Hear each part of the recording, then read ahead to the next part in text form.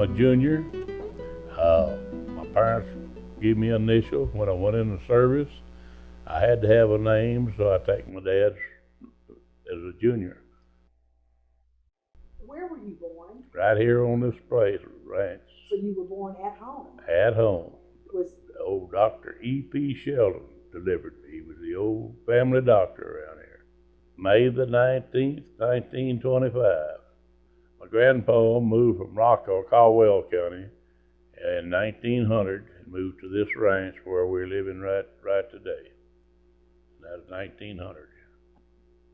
It was just old hard knocks from the word go. As far as other stories, I haven't got too much knowledge of all my background, but I do know that my grandpa Ragland came from Junction in this area, and my grandpa Wilson came from Caldwell County to this area, and they settled here for all these years. I got a sister 8 years younger, but I was the only boy and one girl to the family. so she was now is she still living? She's living just across the fence up here. Okay. She's on. We divided this place when my father passed away. We divided this place right down the middle. She lives on one side and I live on the other. But my dad, every day I think of him and about things that he done. He taught me lots of things. He wrote and played with me just like a kid, just like I did, you know. Yeah. And he was in the World War One, Oh. and he was wounded and shell shot, and at times his nerves just go all to pieces, you know. But when he felt good, he'd get out and play with me, rope goats, rope calves, just Yeah. and So he was a rancher.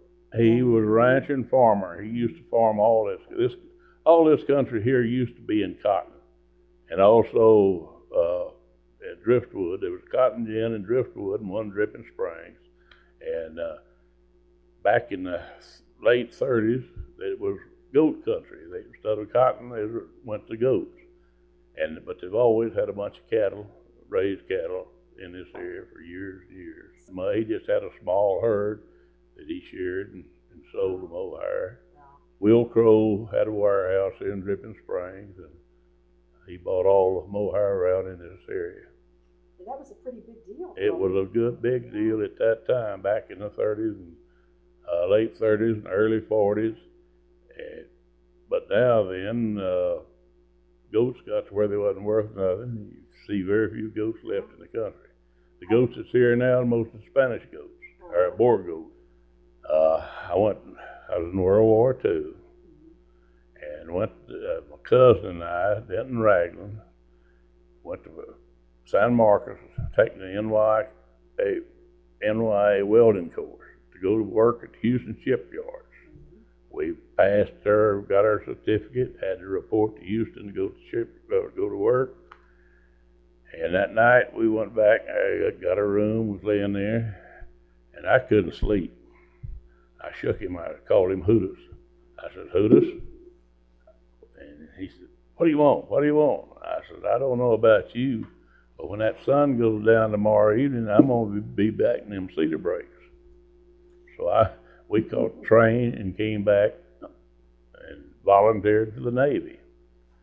And went to San Antonio, passed their examination and all, and the old Marine sergeant walked in there and lined us up there. There's about right at 20 recruits. He walked down there, you, and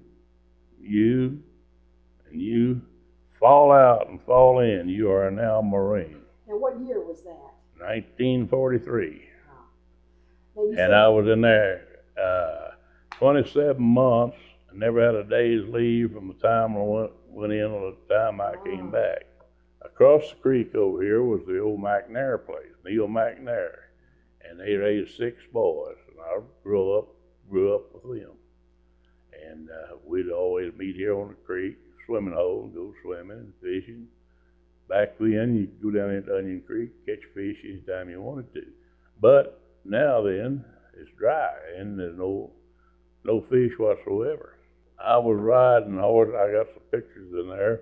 Before I was still wearing diapers, I was riding horses. I was raised on a horse. My dad and sisters went to school over here off of 12 there on Gatlin, which was Glen School, and they had to walk all the way across over there. Well, I don't remember just what year, but my grandpa gave the land for the Darton Hill School to be built on. And I started school when I was 5 years old. And when I was in the sixth grade, they had to tear the school building down to get me out. And I went to Dripping, started going to Dripping Springs. Math was my favorite subject, and I still like that math. And in 42, I was forced to take short. As everybody had gone in the service. I was the only boy and about 12 or 13 girls. And superintendent forced me to take shorthand. And you can imagine what shorthand would do for me. And so I had 2 or 3 rounds with him, and I walked out about 6 weeks before I graduated. I went back later and got my diploma, you know. We had played baseball, and this small school, we never did have football, but when I moved to Dripping Springs, we had a 6-man football team. And the first year we played, we won the state. Went to San Angelo to play Van Horn for the finals, and they beat us by 1 point.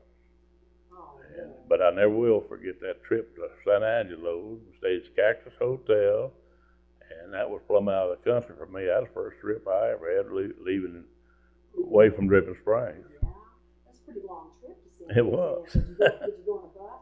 We went on a bus. No, went in a station wagon. Oh. And G.C. Herring was the coach and all, and he had a station wagon, and we all crowded in there. And it was early 30s. Dad bought a 29 Ford, and Riverside Drive and Lamar Boulevard, where they crossed, there was a Gulf station there, and that was plumb out of Austin. And this car dealer, the deal was that it would take him out of town. He'd and turn it over to him, and I can remember he taking a 1, 2, 3 on the floorboard and an R where the gears were. But he didn't tell him to push the clutch in and change them gears. But I can remember that just as well. The old 29 Model A Ford. Oh, boy, that's a classic car. That was. I mean, it was up. And then up there where the battery, when the battery was dead on it, we'd push it out of the garage. And I had an old dun horse there that I'd get on and pull it to a little old ledge. It would run downhill. And you never will forget. Dad pulled up the station. He never would put over 50 cents worth of gas in his automobile. I don't care. He never did make any long trips or anything like that. But when he put gas, 50 cents for all the gas he would buy at a time. There used to be a tent. Come in and set up right where the theater is there now in Dripping Springs, where the bank is. There wasn't no bank there at that time, but a tent would come in there and set up and show pictures of Tom Mix and Roy Rogers and all this. But The cowboy show. Cowboy show, all Western shows. About on the radio in this country, John McIntyre had it back off down a neighbor down here. Every Saturday night, we'd go down there and pop up a bunch of popcorn, listen to the Grand Ole Opera, and just about the time it really got interested, the battery would go down, because back then, all they had was an old wind charger to keep that battery up. And before the program was over, that damn radio would go dead. Oh, no. I mean, I first started roping calves in 1947.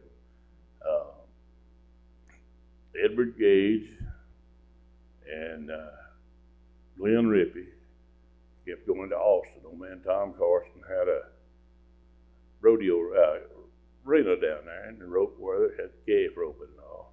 They'd come back. I said, "What y'all do any good? No, no. I said, why do you keep going down there?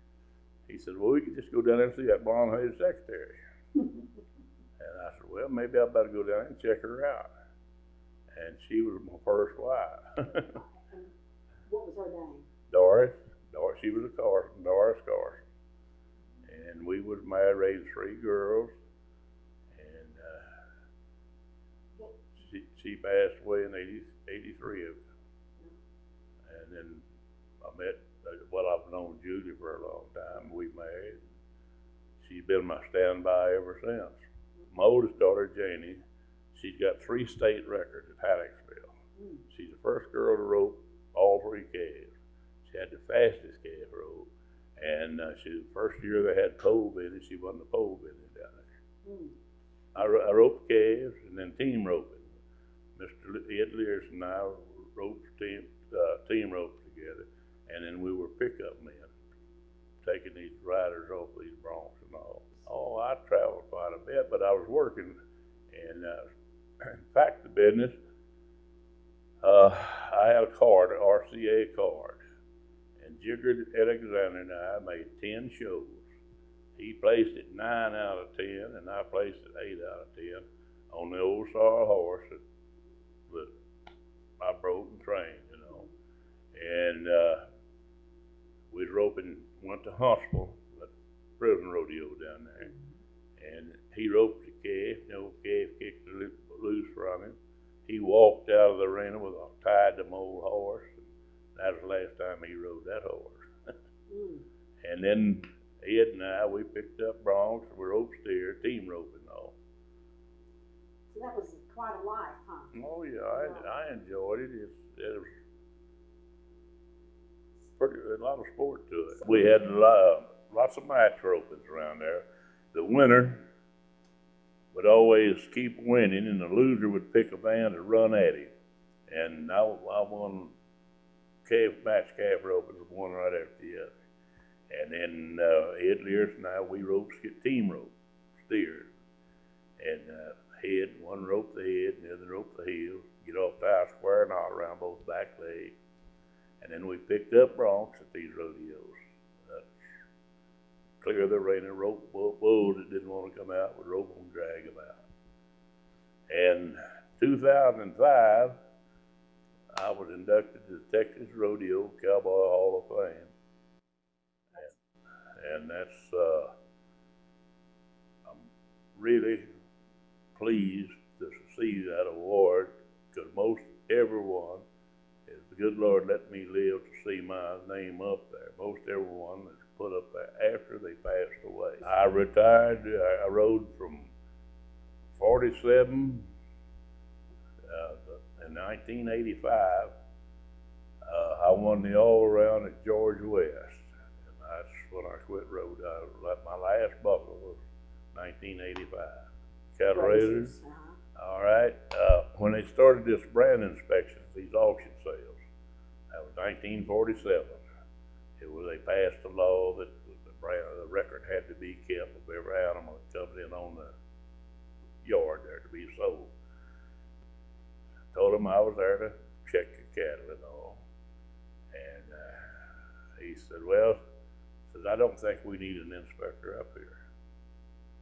And I said, well, didn't you get a letter that there would be a man here work your sale? He said, yeah, but I really don't think we need him. And I said, well, I'm sorry, but I'm here to check the cattle. We're going to try to get along if we can, but I'm going to be here regardless.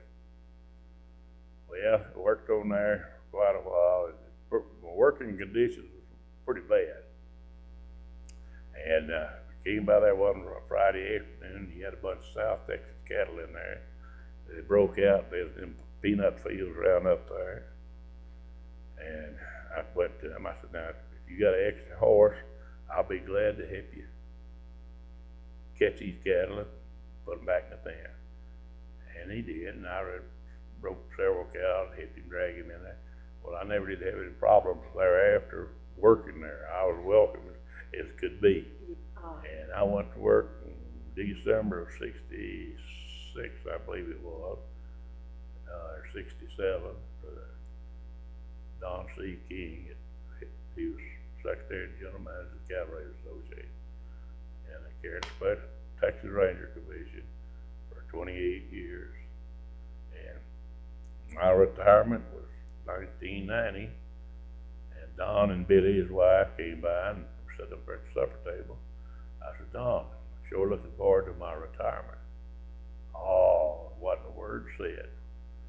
And a week or two, I called the Fort Worth office and talked to him about a little matter. It was pretty important to me, but he didn't even want to talk about it. He said, why don't you just stay in and go out when I do? So I need some more time out of you. So I give him 5 years of my retirement. I retired in 95. He went out in 95, and that's when I went out.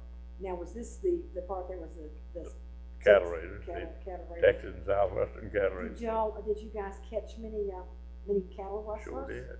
So tell me a little bit about that. What you? We had two colored boys went down there at Litton Springs, stole from cattle. They loaded them. Where they loaded them, one of them had lost his check, the canceled checks there in the pen where they loaded the cattle. So we knew who we were looking for.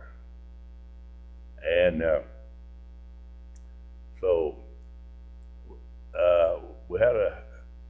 we had to find the cattle before we could make a case on them. Well, I guess I'd worked on it all 3 or 4 months. Run checks. See, they keep a record of cattle that's sold, send to the Fort Worth office, put on a computer and all. When I run brand checks and this and that and everything I could think of, never could find them. And Harold Moss came to me one day there at the Lockhart auction. He said, Wilson, he said, did you ever find them cattle that stolen down at Little Springs? I said, Harold, I've done everything in the world. He said, well, he said, I can tell you where you can go find them cattle. He said, I saw Charlie Lee Franks and Floyd Johns coming from Temple on a sale day. He said, I'll bet you if you go to Temple, you can find them cattle. So I went to Temple, sure enough, I found them cattle. And then I went to Phoenix, Arizona, and picked up the prisoner. And I had lots of rest. Wow. And fact of business, I was attached to Company F, Texas Rangers. And anytime the Rangers needed help, I was called in. But what the problem is today, very few ranchers, unless they're sure enough big ranchers, brand the cattle. And if that animal don't have a brand on it, you can't identify it, well, you can't make a case. You've got to have that animal and be identified before you can make a case of it. Why don't they brand their cattle? Too much trouble. I've got my cattle branded. I mean, I think that brand just as important as the license plate on your automobile.